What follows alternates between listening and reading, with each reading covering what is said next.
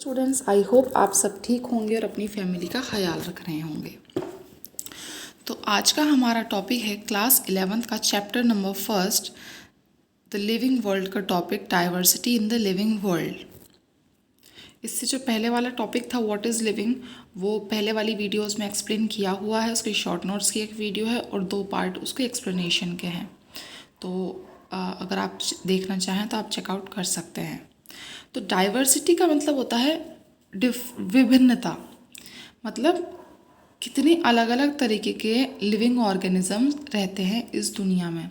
अब living organisms क्या होते हैं वो पहले वाली वीडियो में एक्सप्लेन किया हुआ है कि लिविंग को कैसे अलग किया गया है। 11th क्लास के जो नोट्स हैं उसके अकॉर्डिंग लिविंग और नॉन लिविंग में क्या डिफरेंसेस रखे गए हैं, क्या उनकी डिफाइनिंग प्रॉपर्टीज़ हैं। तो लिविंग ऑर्गेनिजम्स की हम बात करते हैं। तो लिविंग ऑर्गेनिजम्स का जो ओरिजिन हुआ था, यानी इस दुनिया में जब लाइफ पहली बार आई थी तो वो कितने साल पहले आई थी? 3.2 बिलियन ईयर्स अगो। 3.2 बिलियन साल पहले लाइफ इस दुनिया में आई थी। तो अगर हम डाइवर्सिटी की बात करते हैं तो हमें सबसे पहले बात करनी होती है बायोडाइवर्सिटी की। तो डाइवर्सिटी और बायोडाइवर्सिटी यानी लिविंग ऑर्गेनिजम्स की डाइवर्सिटी की जब हम बात करेंगे तो वो डाइवर्सिटी बायोडाइवर्सिटी कहलाएगी। अब ये जो बायोडाइवर्सिटी वर्ड है ये ग्रीक भाषा का ग्रीक वर्ड है। इसके 2 पार्ट्स होते हैं, बायोस एंड डाइवर्सिटी। बायोस का मतलब लाइफ एंड डाइवर्सिटी का मतलब फॉर्म्स। तो डिफरेंट लाइफ फॉर्म्स की जब हम बात करते हैं तो हम बात करते हैं बायोडाइवर्सिटी की। बायोडाइवर्सिटी की कुछ एक्सप्लेनेशंस देख लेते हैं और कुछ डेफिनेशंस भी। So, biodiversity is the number and various kinds of organisms found on the earth. मतलब इस दुनिया में जितने भी तरीके की स्पीशीज़ हैं उनके नंबर एंड उनके डिफरेंट प्रकार, different kind of living organisms found on this earth is biodiversity. Diversity her place की अलग होती है। जैसे ठंडा प्लेस हो गया, कोई गर्म प्लेस हो गया। ठंडे प्लेस पे क्या मिलते हैं? पोलार बियर्स मिलते हैं, पेंगुइन्स, और गर्म में ऊंट मिल गया। जैसे दलदली इलाके में मैंग्रोव के ट्रीज़ मिल गए।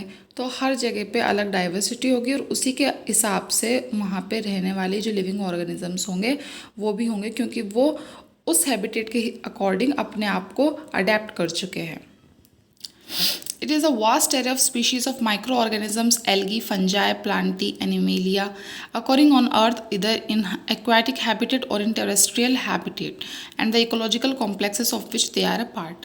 यानी कि जो जितने भी पार्ट्स किए हुए हैं लिविंग ऑर्गेनिजम्स के, जैसे micro organisms, algae, fungi, Plantae, animalia, ये चाहे टेरेस्ट्रियल हैबिटेट के हों, एक्वाटिक हैबिटेट के हों या किसी इकोलॉजिकल कॉम्प्लेक्स के हों, किसी भी तरीके के अंदर एनवायरनमेंट में ये रह रहे हैं, तो इनकी जो डिफरेंट फॉर्म्स हैं, अलग अलग तरीके के जो ये लिविंग ऑर्गेनिजम्स होते हैं, प्लांट्स, एनिमल्स, सब, तो इन सब की जो स्टडी होती है बायोडाइवर्सिटी के अंदर होती है। अब इधर 2 वर्ड आए, एक तो स्पीशीज़ और हैबिटेट। तो इनके बारे में पढ़ लेते हैं कि स्पीशीज़ और हैबिटेट क्या है। फर्स्ट ऑफ ऑल, स्पीशीज़ की definition, it is defined as the group of closely related organisms which are capable of interbreeding to produce of fertile offsprings, यानी कि आपस में इंटरब्रीड कर सकें रिप्रोड्यूस करने के लिए। तो इंटरब्रीड कर लेंगे, लेकिन जो ऑफस्प्रिंग होगी वो फर्टाइल होनी चाहिए। जैसे कि हम एग्जांपल लेते हैं डोंकी यानी गधा और हॉर्स का यानी घोड़े का। तो ये इंटरब्रीड कर लेते हैं, ऑफस्प्रिंग भी प्रोड्यूस कर देते हैं। ऑफस्प्रिंग क्या होती है? इनकी म्यूल, लेकिन वो फर्टाइल नहीं होती है, इसलिए वो दोनों स्पीशीज़ एक नहीं मान के अलग अलग स्पीशीज़ मानी जाएगी। ठीक है। और हैबिटेट मतलब होता है हमारे चारों तरफ का जो एनवायरनमेंट, नेचुरल एनवायरनमेंट जो प्रेजेंट होता है वो हैबिटेट। जैसे बहुत ज़्यादा गर्मी है तो हम गर्मी वाले एनवायरनमेंट में रहते हैं, गर्मी वाले हैबिटेट में रहते हैं, वार्म हैबिटेट में रहते हैं, लेकिन अब वो नेचुरल है। अब जैसे हम एसी चला लेंगे तो एसी चलाने के बाद में वो नेचुरल नहीं रहेगा, तो वो आर्टिफिशियल हो जाएगा एनवायरनमेंट। तो जो इसलिए हम उसको ठंडा हैबिटेट, कूल हैबिटेट नहीं मान सकते, वार्म हैबिटेट ही मानना पड़ेगा, क्योंकि नेचुरल एनवायरनमेंट हमारा वही है। अब कुछ नीड से रिलेटेड जो इम्पोर्टेंट टॉपिक्स हैं वो देख लेते हैं, कुछ इंपॉर्टेंट लाइंस एनसीईआरटी बुक की। अकॉर्डिंग टू आईयूसीएन की डेफिनेशन बहुत ज़्यादा पूछी जाती है, international union of conservation of nature and natural resources. तो इसकी डेफिनेशन नहीं, इसकी फुल फॉर्म बहुत ज़्यादा पूछी जाती है, तो आप इसको याद कर लें। एंड तो ये क्या कह रहा है, करंटली नोन एंड मतलब अकॉर्डिंग टू IUCN आज तक जितनी भी स्पीशीज़ जानी गई हैं या जिसको डिस्क्राइब किया गया है साइंटिस्ट के द्वारा, तो वो टोटल कितनी है 1.7 to 1.8 मिलियन, यानी 17 से 18 लाख के बीच में स्पीशीज़ हैं। तो टोटल हो गई इतनी। इसमें एनिमल्स कितने हैं, 12 लाख अप्रोक्सीमेटली 1.2 मिलियन। अब एनिमल की बहुत सारी ग्रुपिंग की गई है, उसमें सबसे बड़ा जो ग्रुप है वो है इंसेक्टा।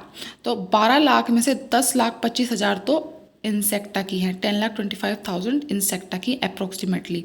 बची प्लांट्स, तो प्लांट्स की है 5 लाख अप्रोक्सीमेटली। तो इतना बड़ी बायोडाइवर्सिटी होने का रीज़न क्या है, इतनी लार्ज स्केल बायोडाइवर्सिटी यानी इतनी लाख स्पीशीज़ कहाँ से आई? तो इसका नंबर 1 है कि डाइवर्स कंडीशन में अपने आप को अडेप्ट कर लेना। जैसे कि ह्यूमंस थे, तो ह्यूमन क्या किया, वो मतलब पहले बंदर थे, फिर उसके बाद लंगूर वगैरह जो भी थे, तो अब जैसे उनमें अपेंडिक्स, हम में ह्यूमंस में अपेंडिक्स का कोई रोल नहीं है, तो अपेंडिक्स को हम निकाल सकते हैं, रिमूव कर सकते हैं अपनी बॉडी से। टेल बोन का कोई रोल नहीं है, इसलिए वो छोटी हो गई है। तो हमने अपने आप को अडेप्ट कर लिया। अगर हम अपने आप को अडेप्ट नहीं करते तो आज हम भी बंदर होते। तो इसलिए अडेप्टेशन होती है, अडेप्टेशन होने की वजह से ही एक नई स्पीशीज़ का फॉर्मेशन होता है। दूसरा जेनेटिक मटीरियल, जेनेटिक मटीरियल यानी RNA या DNA, मोस्टली DNA होता है। तो इसमें कई जीन्स के अंदर म्यूटेशन की वजह से चेंज हो जाता है या अडेप्टेशन की वजह से, एनवायरनमेंट की वजह से चेंज हो जाता है, उससे भी एक न्यू स्पीशीज़ का फॉर्मेशन होता है। तो लिविंग ऑर्गेनिजम्स अडेप्ट करने में या फिर अपने जेनेटिक मटीरियल को चेंज करने में बहुत अच्छे होते हैं या आसानी से कर लेते हैं, या म्यूटेशन उनमें हो जाता है, इस वजह से न्यू स्पीशीज़ बन जाती है और इस वजह से लार्ज स्केल बायोडाइवर्सिटी होती है। इसको हम एक एग्जांपल से समझेंगे। जैसे अभी हमने पढ़ा इंसेक्टा है, उसकी सबसे ज़्यादा स्पीशीज़ मिली 10,25,000 के अप्रोक्सीमेटली। वो क्यों मिली? क्योंकि उसने अपने एक्सोस्केलेटन, जो बाहरी जो स्केलेटन है उसका, बाहरी जो आवरण है, उसको उसने अडेप्ट कर लिया। किस तरीके से? उसको काइटिन का बना हुआ है वो, तो वो क्या करेगा, एक तो उससे उसकी बॉडी से H2 रिलीज़ नहीं होगा, रिमूव नहीं होगा, उसका लॉस नहीं होगा, साथ में एक्सट्रीम कंडीशंस होगी तो उसको प्रोटेक्ट करेगा उसका एक्सोस्केलेटन, इसलिए वो रह सकता है। यानी अडेप्टेशन हुआ, इसलिए इतनी स्पीशीज़ का फॉर्मेशन हुआ। हर साल लगभग 15,000 नई स्पीशीज़ आइडेंटिफाई होती है। तो हर एक स्पीशीज़ जब आइडेंटिफाई होगी तो हमारे लिए बहुत मुश्किल हो जाएगा इतनी स्पीशीज़ को याद करना। तो साइंटिस्ट ने क्या किया, उनकी स्टडी करने के लिए एक ऑर्डर बनाया, टैक्सोनॉमी की उन्होंने कुछ स्टेप्स में, कुछ फॉलोइंग ऑर्डर के स्टेप्स में।